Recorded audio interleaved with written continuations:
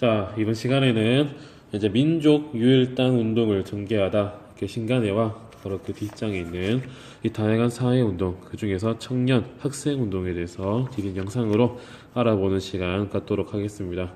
먼저 이 민족 유일당 운동이 어떻게 좀 전개되게 되었느냐, 그 배경을 차근차근 이렇게 알아보는 시간 갖도록 하겠습니다. 먼저 여기 맨 밑에 있는 우리 사회주의 확산 이 부분 먼저 볼게요. 1920년대 초, 즉 이제 참여운동 이후에 우리나라의 이 사회주의 사상이 이제 본격적으로 유입이 되기 시작이 됐거든요.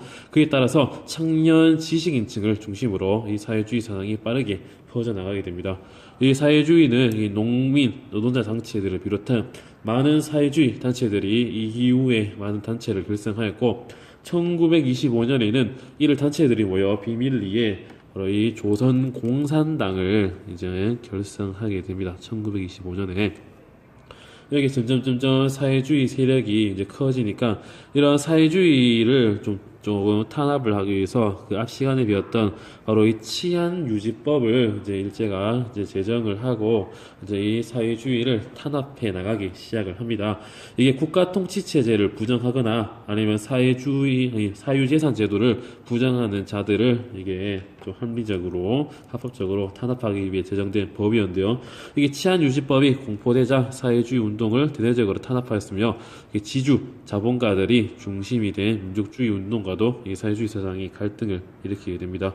그러자 사회주의 세력은 일제의 탄압을 이제 극복하고 항일 투쟁 역량을 강하기 위해서 이 민족주의 세력과 연합하려는 이제 민족 유일당 운동을 이제 하기 시작했거든요.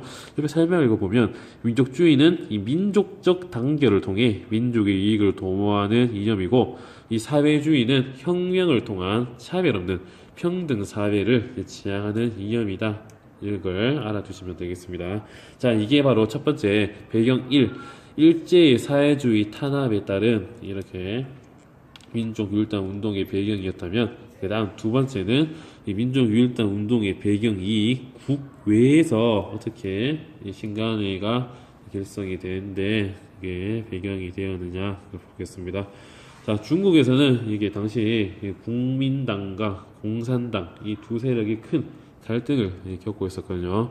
그런데 이렇게 국민당과 공산당이 중국에서는 이제 우리나라의 호족처럼 군벌들이 이렇게 온갖 곳에서 일어나게 되고, 이렇게 중국의 국민당과 공산당이 군벌과 제국주의에 맞서기 위해 첫 번째로 이 제1차 국공합작을 1924년에 이루어지거든요. 이렇게 좌우가 합작하는 그런 모습이 보였고, 이게 중국 관내, 중국 이제 대륙 안에서도 활동하던 우리 독립운동 단체들도 이 국공합작의 영향을 받아서 이제 이렇게 이념과 노선을 초월한 민족 유일당 건설을 추구하고요. 그 결과 베이징에서 안창호 선생이 주도하에 한국 독립유일당 국경 축성회가 1926년에 결성이 되었고요. 또 삼부 통합운동이라고 해가지고 참의부, 정의부, 신빈부 이렇게 각각의 공화정 자치정부들이 이제 하나의 그 정부로 통합을 하려다가 이제 국민부와 혁신의회로 다시 또 이렇게 합쳐지는 그런 모습이 바로 배경 2의 국외에서 나타났다면, 다음에 배경 세 번째, 이 국내 자치론을 비판하면서 이런 민족 유일당 운동, 이 신간회가 이제 결성되는데 세 번째 배경이 되기도 했습니다. 이 국내에서 이제 1920년대 일제가 문화 통치를 이제 시작을 하자, 그 앞 시간에 배웠던 실력 양성 운동에서 일제가 허용하는 범위 내에서 우리 자치를 하자, 이런 사상이 점점 커지게 되니까 이게 민족주의 진영이 이제 분열되기 시작하거든요. 분열. 그래서 최린, 이광수 등이 아까 설명했듯이 선생님이 일제에 맞서기보다 일제의 지배를 인정하고 자치를 인정받자는 이 자치론을 주장하게 되거든요. 이런 자치론을 주장하는 사람을 이제 타협적 민족주의자라고 합니다. 타협적 민족주의자. 이에 반대되면서 이를 비판하는 사람들을 이제 비타협적 민족주의자라고 하거든요. 이렇게 비타협적 민족주의자, 선생님은 줄여서 비타민 할게요. 비타민. 비타민을 중심으로 이 사회주의 세력과 손을 잡으려는 움직임이 나타났고 그 중에서 일부 세력들이 이 조선 민흥회를 1926년에 만들기도 했고 사회주의 세력 중에서도 그중 일부는 이 정후회라는 단체가 있었는데 이 정후회에서 하나의 큰 선언을 발표하기도 합니다. 바로 이 정후회 선언이 2018년도 이제 수능에서 이제 정답으로 등장하기도 했거든요. 이제 2017년도가 신간의 결성 이제 90주년이 있기 때문에 이게 신간에 대해 물어보면서 정오의 선언을 계기로 결성되었다. 이게 수능에도 출제된 바가 있습니다. 옆에 정오의 선언을 한번 읽어보면 우리는 우리 자체의 종래의 모든 소화병적 자세를 지향하고 우리의 승리로의 구체적 전지를 위하여 현실적 모든 가능의 조건을 충분히 이용하지 않으면 아니 될 것이다. 따라서 민족주의 세력에 대하여는 그 부르주아 민주주의적 성질을 명백하게 인식하는 동시에 또 과정적 동맹자적 성질도 충분히 승인하여 그것이 타락한 형태로 출현되지 아니하는 것에 한하여 적극적으로 제휴하겠다 해서 적극적으로 제휴 이 부르주아 민주주의 이런 세력들을 하여 대중의 개량적 이익을 위하여서라도 종래의 소극적 태도를 버리고 분열히 서야 할 것이다 하면서 민족주의 세력과의 제휴를 이 정후의 선언에서 주장하게 됐고 이러한 조선 민흥회라든지 정후회라든지 이런 노력들이 신간의 창립에 주요한 계기가 되기도 했습니다. 자, 이제 신간의 결성에 대해서 한번 본격적으로 알아보도록 할게요. 위에 있었던 배경 1, 2, 3을 계기로 해가지고 드디어 1927년에 선생님이 아까 설명했던 비타협적 민족주의자 이 비타민과 그다음에 또 사회주의가 치안유지법이 탄압을 당하자 세력이 약해진 사회주의자들이 이런 비타민 세력들과 협력하여서 1927년에 정말 큰 이제 일제 치하하에 합법적인 단체였던 이 신간회가 창립을 하게 됩니다. 신간회 중요합니다. 이 신간회가 창립대회를 열고 회장 이상재, 부회장의 홍명희 등을 선출하였다 그랬거든요. 이 옆에 있던 이 신간의 강령 한번 볼게요. 신간의 강령. 신간의 강령을 보면 우리는 정치적 경제적 각성을 촉진한다. 우리는 단결을 하고 우리는 기주의를 일체에 부인한다. 라고 해가지고 기주의는 이 자치론을 주장하였던 타협적 민족주의자 이 세력들을 이들의 신간회가 절대 우리 이들을 용납하지 않겠다. 이런 거를 이제 강령으로 세울 만큼 이들에 대해서 반발심이 있었다. 라고 하시면 되겠습니다. 이런 신간회는 140여 개의 지회 4만여 명에 이르는 어마어마한 회원을 보유한 대중적 민족운동단체로 성장하였고요. 이 신간회의 형성과 더불어 이 여성단체에서도 이 사회주의 계열, 이 기독교 계열 중심으로 이런 민족유일당 운동 중에 하나인 이 근무회가 발족하기도 했다. 이것도 알아두시면 되겠습니다. 자, 신간회의 활동을 한번 볼게요. 전국 순회 강연 하기도 했고 다음에 식민 통치 정책을 비판하고 민족의 권익을 지키기 위한 다양한 활동을 했고 이들은 또 사회주의 세력자들도 포함되어 있었기 때문에 노동운동, 농민운동을 지원하게 됐으며 요거에 좀 중요하거든요. 이제 1929년에 광주 학생 항일운동이 일어나자 이게 무엇이냐 진상보고대회 진상보고 민중대회를 열어 전국적인 항일운동으로 확산시키려고 했는데 이게 일제는 이 민중대회 무산시키고 신간의 활동 자체를 봉쇄하는 그런 모습이 있었습니다. 요거 이제 이 광주 학생 항일운동에 대한 진상보고 민중대회도 2018학년도 수능에서 이게 문제로 출제된 바가 있습니다. 이렇게 이 민중대회 사건, 민중대회가 일제에 의해서 이제 무산시키게 되자 이 민중대회 사건을 계기로 이제 신간의 지도부가 이제 일제에 의해서 검거되는 일이 발생하게 되거든요. 검거 활동력이 크게 떨어졌고 이런 상황 속에서 새로운 신지도부가 들어왔는데 지도부 중 일부가 조금 일제에 좀 타협적인 좀 일제 타협적이고 조금 그런 타협적 민족주의자 같은 그런 성향의 지도부들이 새로 들어오자 아니 우리는 기회주의자를 일체 부인한다고 했는데 왜 타협적 활동을 하지? 라고 하면서 이런 신간의 이제 운동 방향에 혼선을 불러오는 이런 모습이 보였고요. 또 국제적으로도 이 코민테른과 국내의 사회주의자들이 이제 계급투쟁을 강조하게 되었군요.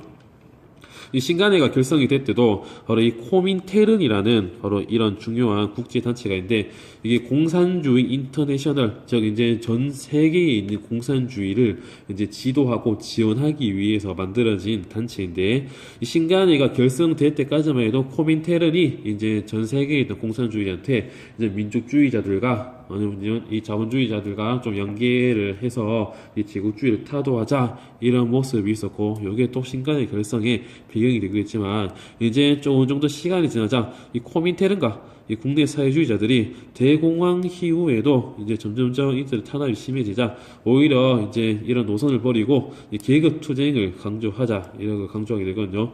이로 인해서 이게 교과서에 나왔듯이 사회주의 진영과 민족주의 진영과의 연대가 약해졌고, 이제 사회주의 계열이 아예 신간에서 이탈하는 그런 모습도 나타나게 됩니다. 그 결과 1931년 신간에는 해소를 결정하게 됩니다.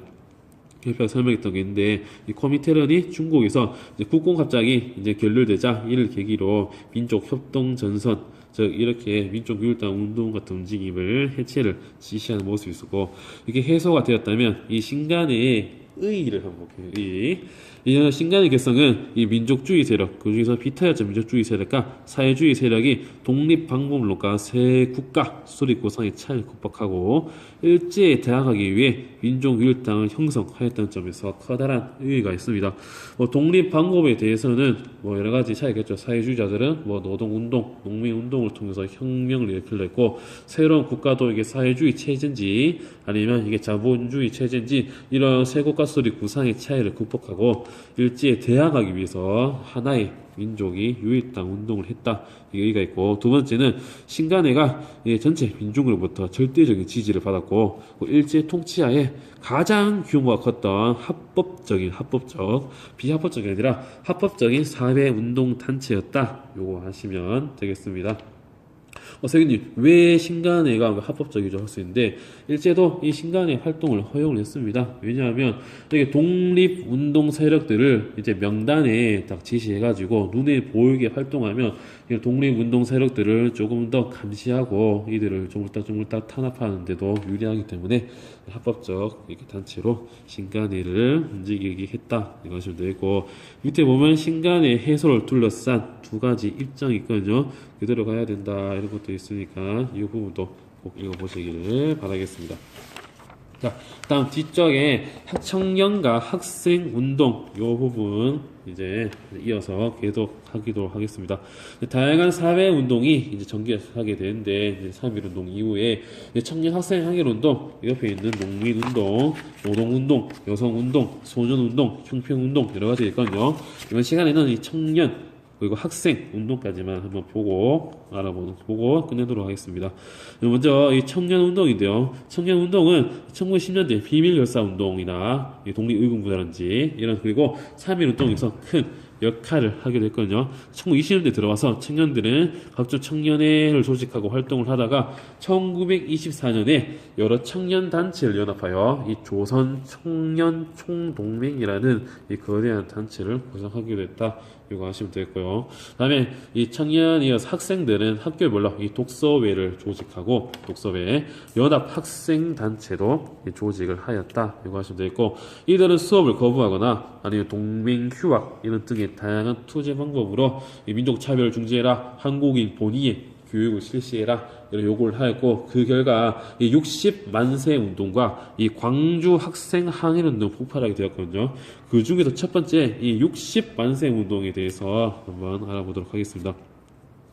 이 60만세 운동은 먼저 1926년 대한제국 마지막 황제인 이 고종의 아들 순종이 이제 세상을 떠나자 순종 인산일을 계기로 해가지고 조선 공산당과 그다음에 학생단체 그리고 천도교 일부 세력이 연합하여서 대규모 만세 시위를 계획했는데, 이 계획이 일제에 의해서 사전에 발각되자 많은 이들이 검거되었고, 그런 학생들이 그 꿋꿋하게 이게 장래 행렬을 지난 곳곳에 옆에 있는 60만세 운동 경문, 조선은 조선인의 조선이다, 이런 경문을 부리면서 이게 운동을 진행을 했다, 요거 아시면 되겠고요. 60만세 운동.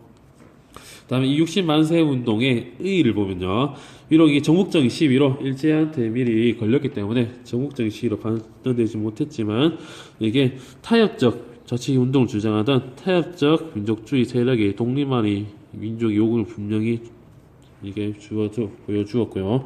또한 준비 과정에서 사회주의 계열과 민족주의 계열이 연대하여 민족유일당을 결성할 수 있는 공감대가 이게 형성되었다라고 해서 이를 계기로 신간회가 결성되는 데 큰 또 도움을 주장하기도 되었습니다. 그다음 밑에 이제 광주 학생 항일 운동, 광주 학생 항일 운동. 이 광주 학생 항일 운동은 어떻게 전개가 되었느냐? 여기 298페이지 맨 위에 보면 박준채 군의 회고록이 있거든요. 이 박준채 군이 자기 친척 여학생이 이제 희롱을 당하자 이를 계기로 해가지고 일본 학생과 이제 갈등을 이제 싸움을 걸게 되는데. 여기 설명드렸듯이 한국 여학생을 희롱한 일본 학생과 이를 말리던 한국 학생이 충돌한 사건이 일어나게 되고, 그런데 경찰과 당시 교육당국이 일본 학생에게만 유리하게 사건을 처리하자 이를 계기로 분노한 광주 지역의 학생들이 10월 3일 민족차별 중지해라, 식민지 교육제도를 철폐해라 이런 구호를 옆에 외치면서 대규모 가두 시위를 벌였고, 이게 바로 1929년에 광주 학생 항일 운동으로 이제 촉발되게 됩니다.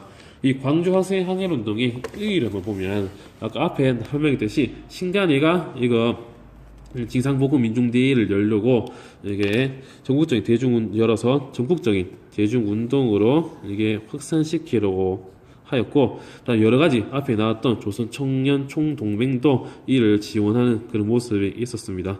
근데 이렇게 국내뿐만 아니라 이제 이런 시위가 만주와 일본 지역에까지 확산이 되었고, 이는 3.1 운동 이후에 전개된 최대 규모의 항일 운동이었다. 그래서 이런 광주 학생 항일 운동의 의의 이렇게 이해해 두시면 되겠습니다.